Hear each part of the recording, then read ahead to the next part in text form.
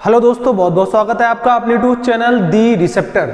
आज की वीडियो में डिस्कस करेंगे बहुत ज़्यादा इंपॉर्टेंट टॉपिक है जो कि हमारा एंटीबायोटिक्स से रिलेटेड है।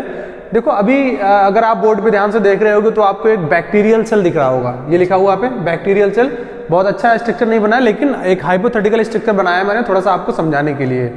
अगर आप इस वीडियो को देख लोगे और ये पूरी चीजें थोड़ा सा ओवरव्यू का अंदाजा लग जाएगा तो आपको एंटीबायोटिक जितनी भी एंटीबायोटिक है आपके सिलेबस में बहुत इजीली आपको समझ में आ जाएंगे, उनके काम करने का तरीका क्या है। ठीक है, तो हम डिस्कस करेंगे। अगर हम बात करें इस स्ट्रक्चर को, जैसा कि मैंने अभी बताया आपको, this is a bacterial cell. ठीक है, क्या है? एक बैक्टीरिया की कोशिका है और जितनी भी एंटीबायोटिक है हमारी बैक्टीरिया के सेल पे काम करती हैं। अंतर समझ लो, एंटी माइक्रोबियल की अगर हम बात कर रहे हैं तो आपका एंटी वायरल हो सकता है, एंटी फंगस हो सकता है, एंटी बैक्टीरियल हो सकता है। लेकिन अगर हम एंटीबायोटिक की बात कर रहे हैं तो केवल एंटी बैक्टीरियल की बात कर रहे हैं हम। Antibiotics only kill the bacteria, never kill और suppress the growth of virus और फंजाई। इतनी बात क्लियर हो गई? तो बैक्टीरियल सेल की बात कर रहे हैं। अब देखो भाई, बैक्टीरियल सेल जो आपको बैक्टीरिया की कोशिका है उसको जीने के लिए, बैक्टीरिया को जीने के लिए ये सब चीजें जरूरी हैं। और भी चीजें जरूरी है लेकिन हमने इतनी चीजों को मेंशन इसलिए किया है क्योंकि जो आपकी एंटीबायोटिक्स है मोस्टली इतने कंपोनेंट्स में कवर हो जाती हैं।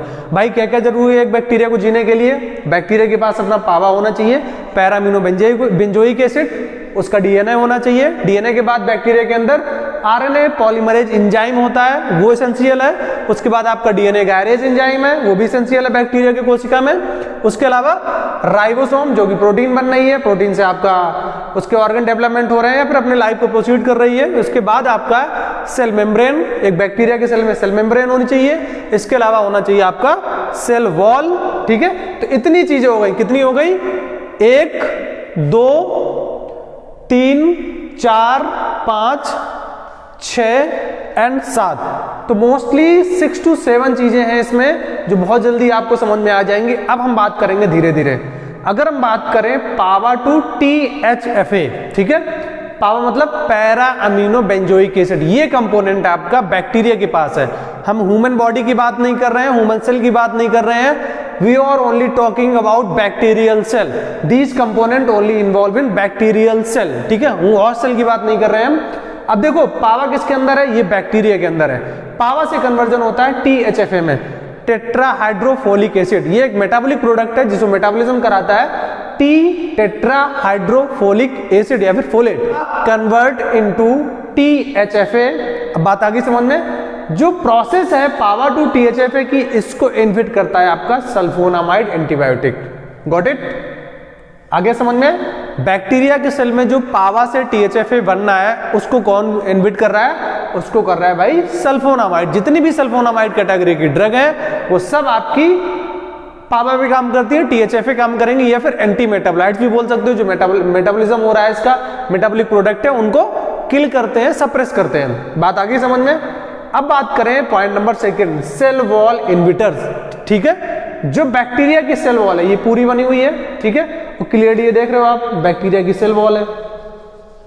तो जो बैक्टीरिया की सेल वॉल है इसको कौन इनहिबिट करता है? इसको करता है beta lactam, vancomycin and monobactam. These antibiotics suppress और inhibit the cell wall of bacteria. केवल बैक्टीरिया की बात कर रहे हैं हम, होस्ट सेल की बात नहीं कर रहे हैं। ठीक है, अब इतना समझ में आ गया। अब हम बात करेंगे भाई राइबोसोम। हमने पहले देख लिया पावा के बारे में, सेल वॉल के बारे में, अब हमने देखेंगे राइबोसोम। भाई राइबोसोम होना भी बहुत जरूरी है बैक्टीरिया के पास। राइबोसोम नहीं होगा तो हमारी जो बैक्टीरिया ग्रोथ नहीं कर पाएगी, प्रोटीन नहीं बनेगी, तो अपना जीवन यापन नहीं कर पाएगी, प्रोसीड नहीं कर पाएगी अपनी लाइफ को। अब क्या करना है? लेकिन हमारा जो मोटिव क्या होता है भाई? बैक्टीरिया को खत्म करना है। बैक्टीरिया अगर खत्म नहीं होगी, किल नहीं होगी तो हमारी बॉडी में डिजीज कॉज करेगी, प्रॉब्लम होगी। तो इसलिए तो हम एंटीबायोटिक देते हैं कि जितनी बैक्टीरिया उनको खत्म कर दिया जाए, उड़ा दिया जाए जड़ से। तो राइबोसोम को भाई अब टारगेट करेंगे हम। पहला टारगेट हमारा पावा था, उसके बाद सेल वॉल है। अब भाई राइबोसोम, कहीं ऐसा तो नहीं कि राइबोसोम बच रहा है, तो राइबोसोम को किस तरह से हम किल करेंगे? हम करेंगे प्रोटीन सिंथेसिस इनहिबिटर। जितने भी प्रोटीन सिंथेसिस इनहिबिटर होते हैं वो आपके राइबोसोम से काम करते हैं, या फिर 30S राइबोसोम हो गया या फिर आपका 50S राइबोसोम हो सकता है। लाइक आपका tetracyclines, aminoglycosides, macrolides and clindamycin. These antibiotic act on ribosome of bacteria, इसलिए हम कहते हैं यहाँ पे प्रोटीन सिंथेसिस इनहिबिटर। किसकी प्रोटीन? होस्ट की प्रोटीन की बात नहीं हो रही है, ये केवल बैक्टीरिया की प्रोटीन की बात हो रही है। क्लियर?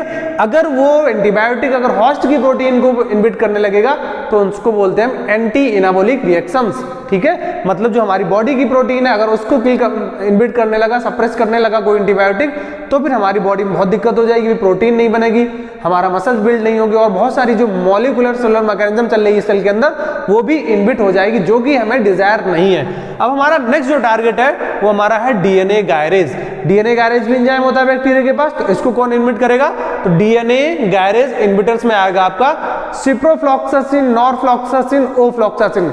जितने भी आपके फ्लोरोक्विनोलोन्स डेरिवेटिव हैं, एफक्यू जिसको बोलते हैं, वो आपके करते हैं डीएनए गायरेज पे काम। These known as DNA gyrase inhibitors. Clear? इसके बाद आपका सेल मेम्ब्रेन, आपका ये क्या है? ये वाला जो है ये पोर्शन आपका है सेल मेम्ब्रेन। सेल वॉल की बात हो गई थी, अब हम सेल मेम्ब्रेन की बात करेंगे। अब सेल मेम्ब्रेन को हम उड़ाना है, हमें बैक्टीरिया की सेल मेम्ब्रेन को खत्म करना है। कैसे खत्म करेंगे? तो हमारे पास है isoniazid and amphotericin B. Isoniazid हमारी और एम्फोटेरिसिन बी कैसे काम करती हैं? वो करती हैं सेल मेम्ब्रेन पे, बैक्टीरिया के सेल मेम्ब्रेन को इनहिबिट कर देती हैं, जिससे वो अपना डेवलपमेंट, बैक्टीरियल ग्रोथ नहीं हो पाती है और वो किल हो जाती है।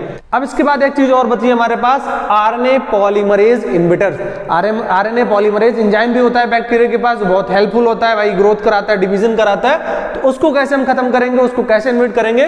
उसको इनहिबिट करते हैं हम रिफाम्पिन या फिर रिफॉर्मसिन। ये हमारी एंटी ट्यूबरकुलर ड्रग है। तो ये जितने भी प्रोसेस है हमारे, हम अलग अलग तरीके से, अलग अलग मॉलिक्यूल से, अलग अलग टारगेट साइट पे हम हिट करते हैं, जिससे जो हमारी बैक्टीरिया है कंप्लीटली खत्म हो जाए, सप्रेस हो जाए। अब भाई एक क्वेश्चन आ रहा होगा आपके मन में कि सर इसमें तो बहुत सारे मैकेनिज्म है, हम एक ही एंटीबायोटिक को देके भाई, जैसे मान लो अगर एग्जांपल लें कि बीटा लैक्टम है, वैनकोमाइसिन है, मोनोबैक्टम है, तो जब हम डायरेक्टली सेल वॉल हिट कर रहे थे, हमने तो मल्टीपल हमें ड्रग की जरूरत क्यों पड़ी भाई? हम सेल वॉल यहाँ पे इनहिबिट कर रहे हैं, यहाँ पे पावा को इनहिबिट कर रहे हैं, यहाँ पे हम आरएनए पॉलीमरेज को इनहिबिट कर रहे हैं, डीएनए गायरेज को कर रहे हैं, सेल मेम्ब्रेन कर रहे हैं, फिर हम प्रोटीन को कर रहे हैं। अब देखो इसका आंसर ये है कि बहुत सारी बैक्टीरिया बहुत पोटेंशियल होती है, तो अलग अलग तरीके से उनको मारना पड़ता है भाई। कुछ कमजोर है, कुछ सेल वॉल से खत्म हो जाती हैं, कुछ डीएनए से खत्म होती हैं, कुछ मेम्ब्रेन से खत्म होती हैं, कुछ पावा से खत्म होती हैं। तो डिफरेंट ड्रग का हमारा मैकेनिज्म है और अपनी बैक्टीरिया की एक अलग पोटेंसी है कि भाई किससे वो खत्म होगी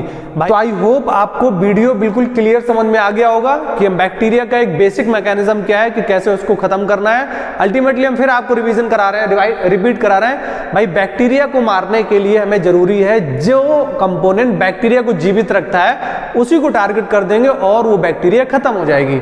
लाइक चलो हम अपने आप को मान लेते हैं बैक्टीरिया है, आइए मैं बैक्टीरिया, हमारे अंदर डीएनए होगा, आरएनए होगा, प्रोटीन होगी, न्यूक्लिक एसिड्स होंगे, सेल मेम्ब्रेन होगी, तो बहुत सारे सेलुलर कंपोनेंट होंगे हमारे पास, माइटोकॉन्ड्रिया होगा, राइबोसोम होगा।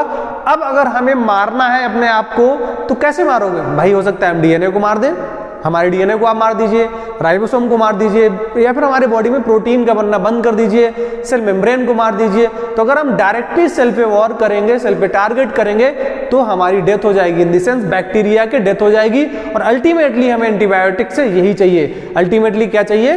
बैक्टीरिया को खत्म करना है, वो चाहे जैसे खत्म हो, चाहे सेल वॉल को खत्म करें हम, सेल मेम्ब्रेन को खत्म करें हम, पावा को खत्म करें, पॉलीमरेज चेन जो एंजाइम्स हैं उनको खत्म करें, या फिर डीएनए गायरेज को खत्म करें, या फिर राइबोसोम को डायरेक्ट टारगेट करें। तो these are basic target site of bacteria. आपको वीडियो समझ में आया होगा, शेयर करिए, लाइक करिए एंड सब्सक्राइब करिए। Thank you.